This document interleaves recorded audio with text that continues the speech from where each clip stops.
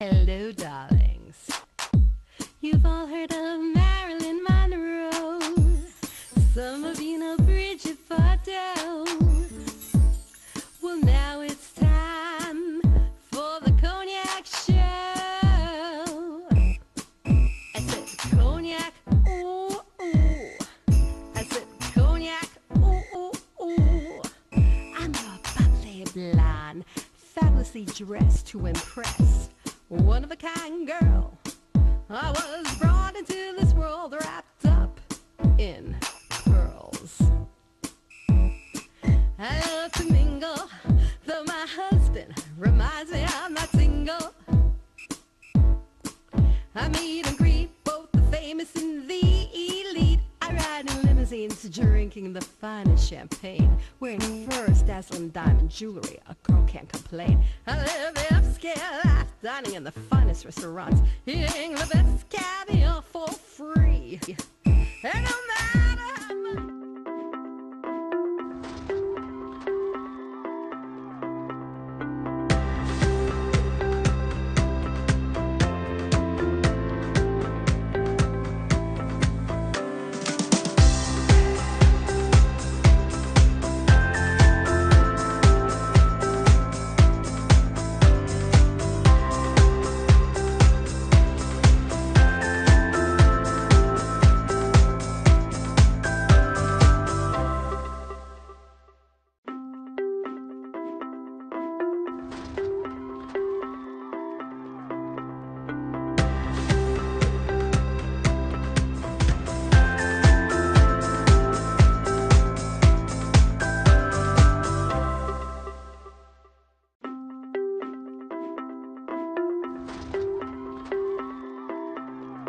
So tell me, darling, Yes, Mr. Perlman, darling, Itzhak yes. Perlman, tell me what this movie means to you and what inspired you to become a violinist? Oh, I've never heard that question before. What inspired me to become a violinist? I just like the sound. I like the sound of the violin. So that's what happened. You know, these things don't start like it's an inspiration. They just start like I started to play when I was 5 years old. So it's not like one day I woke up and I says I'd like to do the violin. You know, it was just an evolving process. Well, you must be thrilled that they made this film about your life. Very excited. I'm very excited. I'm looking forward to seeing it. Well, enjoy the film, darling, and good luck. And as we say in show business, break a leg. Oh, absolutely. I have no problem with that. Okay. All right. And we'll be back in a moment with more interviews right here on the red carpet.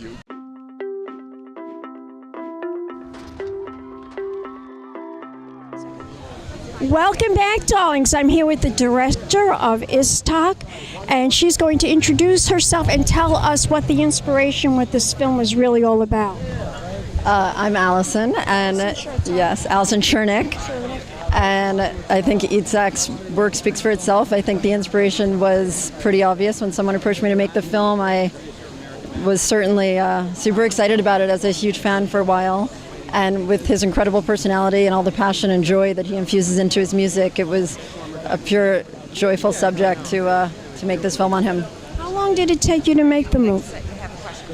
About a year and a half, about 9 months in edit, and about a year running around the world with him, going to baseball games and eating Chinese food, and of course, incredible musical concerts. How did you meet him, and what made you make the movie about him?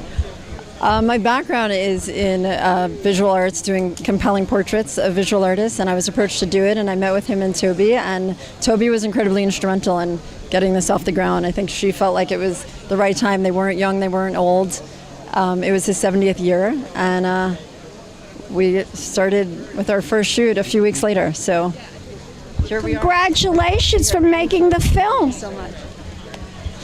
And we'll be back in a moment, darlings, with more interviews right here at the Hamptons International Film Festival. Keep watching. Big champagne kisses.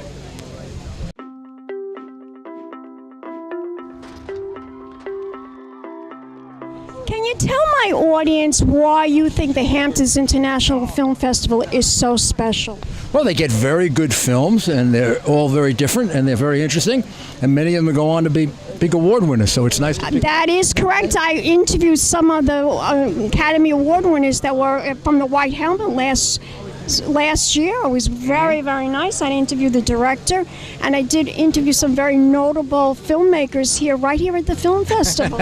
And my wife's on the board. And your wife is on the board, and she does a terrific job. And she's been on the board for a And while. thanks for talking, and enjoy the film. Thank you very much. Thank you.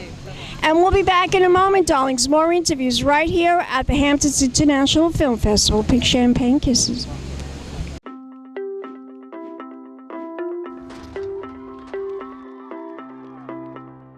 Julie Andrews. Julie Andrews. Miss Julie Andrews. Welcome the lovely Julianne. Legendary Julie Andrews. Academy Award winner Julie Andrews. The hills are alive with the sound of music.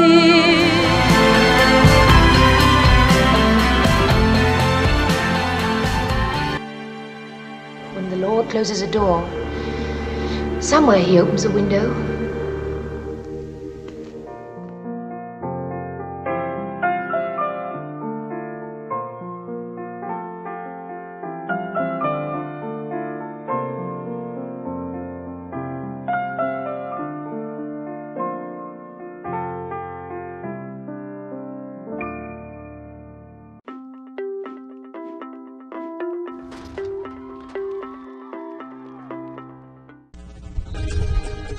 The 25th anniversary Hamptons International Film Festival honors Oscar-winning stage and screen legend Ms. Julie Andrews with a Lifetime Achievement Award on October 7, 2017. Well known for her defining roles on stage in My Fair Lady and Camelot, and her classic screen performances in Mary Poppins and The Sound of Music, the multi-talented and award-winning actress is a Kennedy Center honoree 2001, a Disney Legend inductee, and the recipient of the SAG Lifetime Achievement Award. She is best-selling author of over 30 children's books, as well as the first installment of her autobiography, Home, a memoir of my early years, and is now working on the companion sequel. Ms. Andrews just completed directing a hugely successful revival of My Fair Lady, which is currently touring through Australia, and is, of course, the co-creator and star of Julie's Green Room, a newly released series on Netflix that teaches young children about theater and the arts. I had the privilege of talking to Ms. Andrews at the Lifetime Achievement reception and asked what advice she could give young aspiring actors. The only thing I may have contributed was, my early upbringing was in vaudeville, in music hall, and the songs had a kind of vaudeville quality to them, a kind of rum-ti-tum sound that I felt I could embrace. And I think that's a small contribution, but it helped. By the way, congratulations on Julie's Green Room. Oh, thank you. That's another great piece of work that you're doing. Thank you. Aspiring actors' advice on what they should do in show business and how they should craft their... I mostly say, I get asked the question a lot, and I mostly say that the chances are that something wonderful will pass by and when you least expect it. So do your homework and be ready. As a fashionista, what was your favorite movie? The costumes, I love Star. Were you with Donald Brooks? Think you were right. That's your favorite? One of them, yes. Wow. And there you have it, Julie Andrews, right here at the Sooner residence. She just gave me a clip about that was her favorite film for costumes, Star. Well, we'll be back in a moment, darlings, and more celebrity interviews. Keep watching Champagne Kisses. Every summer, wealthy New Yorkers flock to their vacation homes in the Hamptons. But there's a part of the Hamptons that most of them have never seen.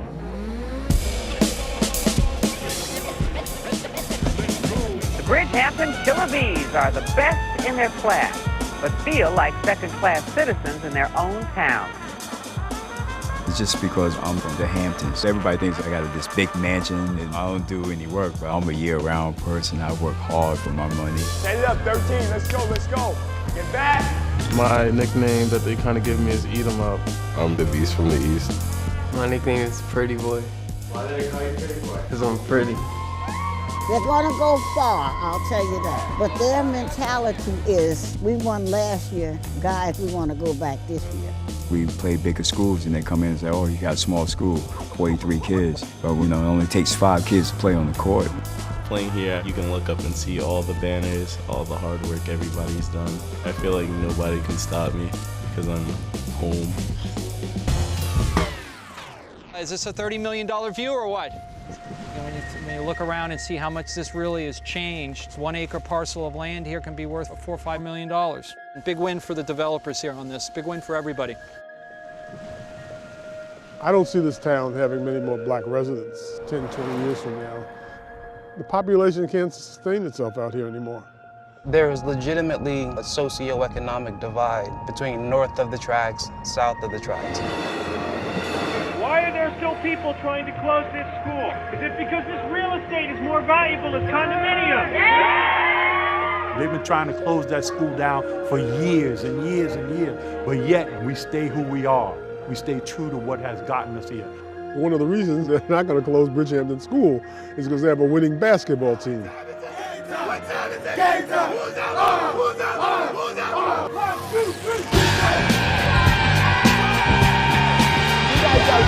Move the ball. Just keep moving, all right?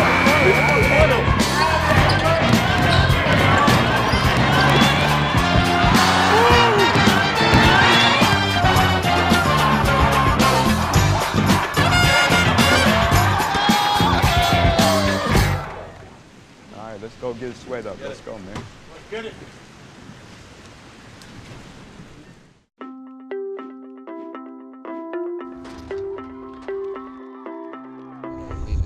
There you go. Welcome back, darlings. I'm Cognac Wellerlane. We're here at the 25th Hamptons International Film Festival right here in East Hampton at the 1770 House. And I'm here with these two filmmakers. Their film is all about killer bees. So first of all, introduce yourself to the camera. Ben Cummings. Orson Cummings. Any relation to Alan Cumming? None. So tell my audience, is this a horror flick? Is this a documentary? What is the synopsis? What is this film, this fabulous film? What is it all about? This is a documentary about the Killer Bees, who are the boys' basketball team at the Bridgehampton School out here in the Hamptons. Ah, well, okay. Now I got the full idea of what the film. I thought maybe it was a horror film or something. Certainly not. It's a feel-good basketball movie that uses basketball to take a look at some other issues. It's a look at a part of the Hamptons people don't know about. So it's a new look at something that exists in the off season, in the winter. When everybody leaves and the leaves come off the trees, then the basketball season starts and the community comes together in all these little high schools at all these gyms, which is a totally different vibe from what we do in the summer when we all go to the beach and drink rosé. So it sounds like you guys were inspired because this is like a real passion of both of you about what basketball really is all about. Am I correct in saying that? Well, I think the basketball is as important as it is secondary to the fact that we both went to school there and we grew up out here, and our mother's side of the family has been out here for 400 years. So we were eager to, like Orson just said, tell a story about the part of the Hamptons most people don't know about. And tell my audience, what is that? What is the Hamptons? Everybody assumes that the Hamptons is all about movie stars and celebrities and very rich people, very affluent people that just love to come and summer here. The Hamptons really is so much more than that. There's a lot more than that. I think it's also part of the conversation we're having about the country is that the middle class and working class that have lived out here and made the community that we love so much is under threat, though, because of the way Well, that's true too. Yeah, so it's important that this story gets out there for issues beyond basketball, but the basketball is the central theme, and they've won 9 state championships. They're a very small school, Class D, which means you're the smallest in the state. And over time, they've had wins over giant teams from the city, like boys and girls, they beat in a famous story in the Martin Luther King Classic at Nassau Coliseum. Tiny Bridgehampton. That's impressive. Yeah, they're legit. They share the title with Mount Vernon for most state titles of any program in the state. Great, that's wonderful. 9 times. My God, that is amazing, amazing. So, was it a challenging movie to make?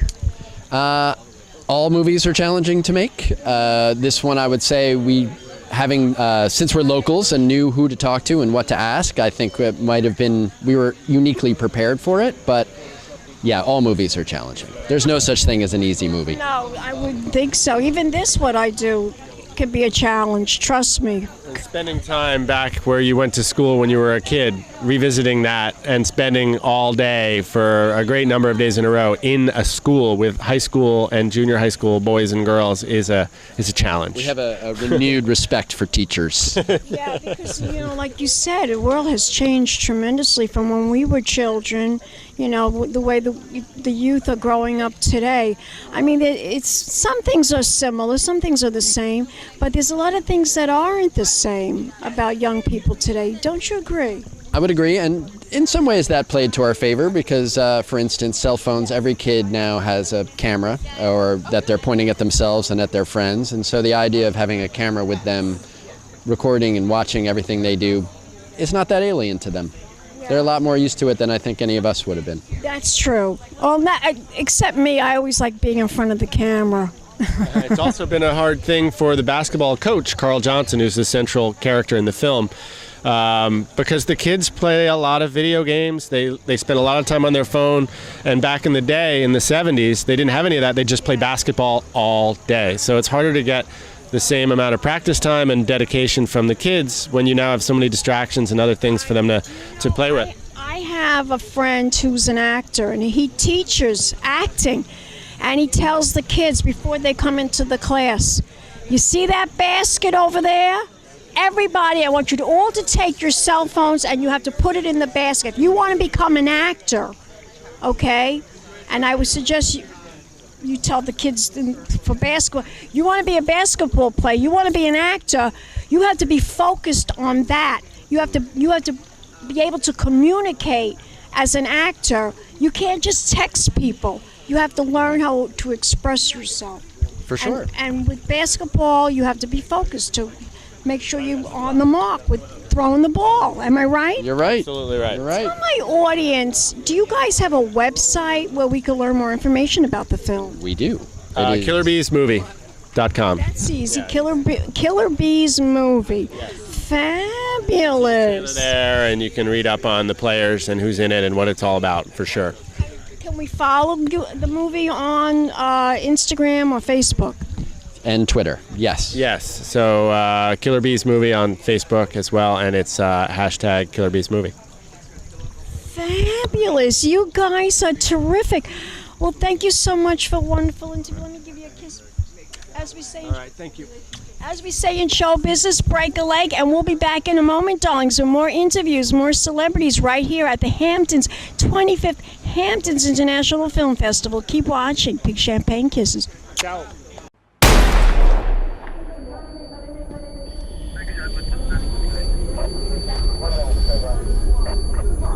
Centinela and Crenshaw Mafia are doing a little restructuring. Be prepared to provide backup if one of your fellow officers gets called into some heat.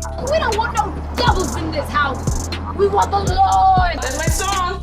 And we love Popo. They want to keep the safe in the streets. For sure. Would it be? Would it be? Would it be me? Leandra, she be asking me, she be like, where did I come from? What do you say? Who wants ice cream? Don't let me catch you south of Crenshaw tonight. The gang turf thing is done. Would it be? Would it be? Would it be me? Or would it Welcome back, darlings. I'm Cognac Wellerlane, and we are here at the 25th Hamptons International Film Festival. We're here at the 1770 House, and I'm doing a wonderful interview with Amanda Knox, and she's going to tell us all about her film and the synopsis of the film and why she is here celebrating at the 25th Hamptons International Film Festival. Thank you for talking to me, Amanda. Tell us a little bit about why you are here this afternoon. Well, the film that I directed for my thesis is screening on Sunday at 5:45. The UA2, thought I'd throw that in. Night Call, and I'm just really excited to be here. Tell us the synopsis of the film. And the film's about, it follows a black female cop who gets called to a disturbance on a routine patrol, and she's forced to make this sort of life-altering decision. Yeah. Is it a featured film? It's a short film. It's a short film, okay. And I guess you're in hopes of making it a feature film at a later date, perhaps. Possibly. There's also talk about making it potentially into a series. So, TV series. Mm-hmm. Yeah. Now, what inspired you to make a film like this? I was really, I think that we wanted to follow the story of a black female police officer because those stories haven't been told yet, and we were drawn to her, sort of her loyalty to her neighborhood that she grew up in, and then also to her, the force. So there's like this pull in two directions. She's sort of like in the middle. Right. Like, what does she do? Does she protect the community, the people in her community, or does she put the person in jail? Exactly. Yeah, and it's actually, through my research, I've talked to a lot of police officers, and it's actually something that they fight with themselves with all the time. You know, they've had to throw their buddies in jail. So, yeah. So I could understand how that could be, you know, sort of entertaining, but also informative, too, to let the world know what's involved in something like that. Now, was it a challenge to cast the actress that is portraying this character? By the way, who is the actress? The actress is Marlene Barrett. She is currently working on Chicago Med. In my second year of graduate school, I was able to shadow on that show for 2 episodes, and I got to know Marlene, and my writer is also from there, and she read the script and she loved it, so it wasn't a challenge at all to cast her. I was like, yes, come work with us, and she flew. They let her go for a few days, and she flew in, and it just all worked out. It was sort of this movie magic that, yeah. How long did it take you to get the movie produced and filmed and in the box? We started last fall, or the summer, writing the script. We shot in October of last year. October 6th, actually. Isn't that It's a year ago. Exactly, a year ago today, right? Isn't that a funny story? You know, it's strange how things work out, right? Yeah, and we were given 10 days to shoot. Every thesis film is given 10 days to shoot, and we shot 6.5 of those days. We came in early, like 30 minutes to an hour early every day. And we had 2 cameras the whole time, and they were night shoots. So it was a challenging shoot, I can imagine at night. And what about the editing process? Was it difficult? Is this like your first film? It's not my first short film. It was my first film with action. This much action in stunts. And that was really fun. But we shot verite style, so it was handheld the entire time with a lot of snap zooms, and so we had a lot of footage. We had a ton of footage to sift through, and that process actually, it was really fun because we ended up just you cut and put things in that heads and tails of cuts that I don't know, they were little gems that the camera guy. Sometimes you don't realize that's happening until you see it on the screen, and that's pretty much what happened to you. Yeah. If we didn't have something, I'd be like, oh, let's go find this. Like, what was the end of that take, or That's how filming is. I've been doing this, what I do now, interview people, and I sometimes it's remarkable. Sometimes you find little things that are pretty special. Is this the first film that you've produced and you directed? It's not the first film I've directed. I directed, I think it's like my 6th short. So you love making films? I love making films. Yeah. I want to do it for the rest of my life. Like, I don't ever. Why not, darling? Why not? It's so much fun. It's the best.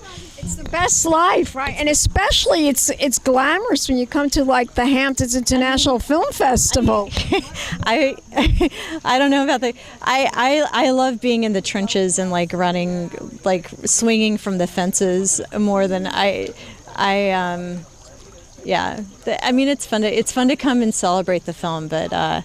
Well, this is the glamorous part. Yeah. To be interviewed and to be photographed. I always tell people that making a movie is terribly hard. It's very hard work, and it's not glamorous at all. But being on the red carpet and interviewing the stars, now that's glamorous. Totally. And of course the actors love it too. Some actors don't like to be interviewed. Isn't that silly? Do you like to be interviewed? I don't mind being interviewed. No. I think I'm easy, right? I'm an easy person to talk to, and you're very lovely. And did you go to the party last night? I did. What did you think? It was a lot of fun. I had a lot of fun. First time at the Hamptons International Film Festival? No, I came. I was an actress in a short film that was here in 2009. But a lot has changed. Yeah, it has. But it was meaningful to come back with my thesis film. It was a very glamorous party last night. Amazing. It was so fun. Now, tell my audience, if we want to learn more information about this fabulous film, where can we go? Do you have a website? We are on Facebook. Night Call Film, I think. It's called Night Call. My name is Amanda Renee Knox. And Fort Knox. Like the Fort. Is it Amanda R-A-Y Knox? Renee. Yeah. Amanda Renee. Mm-hmm. Knox. Yeah. And pretty, very pretty. Thank you. We're also on Twitter, and we have an Instagram account. So tell us your Instagram account. It's Night Call Film. Night Call Film. Yeah. Well, Amanda, you are a joy to interview. Congratulations on being here at the 25th Hamptons International Film Festival. And may your film be widely successful. And I hope that you get your TV series or you get it distributed. Thanks. God only knows. But as we say in show business, break a leg. Give me a kiss, darling. Thank you. Is there a website we can go to? We don't have a website. Just Facebook or Instagram? We're just primarily on social media. Okay. So well, we'll be back in a moment, darlings, with more celebrities and more interviews right here at the 25th Hamptons International Film Festival. Keep watching. Big champagne kisses. Hello, darlings. You've all heard of Marilyn Monroe. Some of you know Bridget Fordell.